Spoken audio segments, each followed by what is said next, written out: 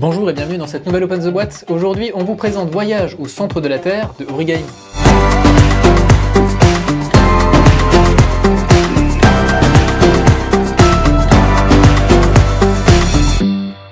Voyage au centre de la Terre, c'est un jeu d'Alberto Milan, illustré par Pedro Soto. C'est un roll and ride, donc il peut se jouer de 1 à 50, et même plus finalement. C'est pour des parties de 20 minutes à partir de 10 ans.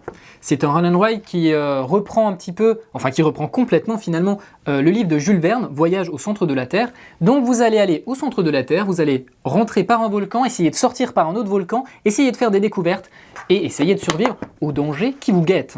C'est un jeu compétitif forcément. On a ici, on commence avec une petite, le mode d'emploi tout simplement, donc qui est très bien fait, beaucoup d'illustrations, les règles sont très simples, c'est fluide, donc on a ici les illustrations, on vous montre les différentes cartes, comment jouer, comment se déroule un tour de jeu, on a à la fin une petite variante et également pour jouer en solo, voilà, et ensuite dans la boîte on a un gros paquet de feuillets, voilà, recto verso, et on a un petit paquet de cartes.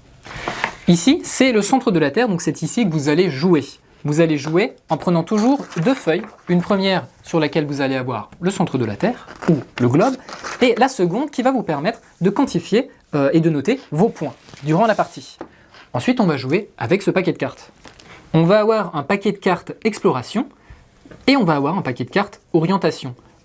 Ces deux paquets-là, à chaque début de tour, eh bien, on va révéler une carte de chacun des paquets. Voilà.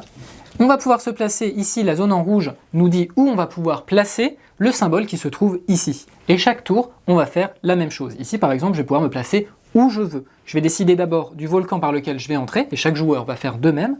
Et les autres volcans seront les volcans par lesquels je vais essayer de ressortir. Ici, par exemple, donc, je peux me placer où je veux et je peux mettre un champignon.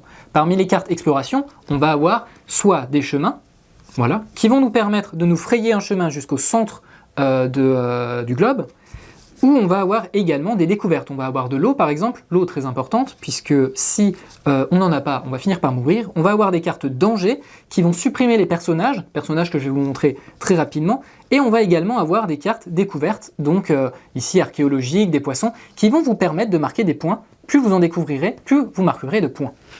Ensuite, les cartes orientation, eh bien, on peut avoir ici un espace total où on va pouvoir se placer où on veut, ou alors on va devoir choisir parmi une colonne ou une ligne.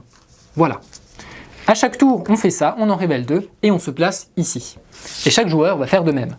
On va avoir ici des cartes personnages. Ces cartes personnages vont nous permettre d'accéder à des petits pouvoirs qui vont pouvoir nous sortir de la panade par exemple, donc changer un chemin, se décaler d'une ligne ou d'une colonne à droite ou à gauche, etc.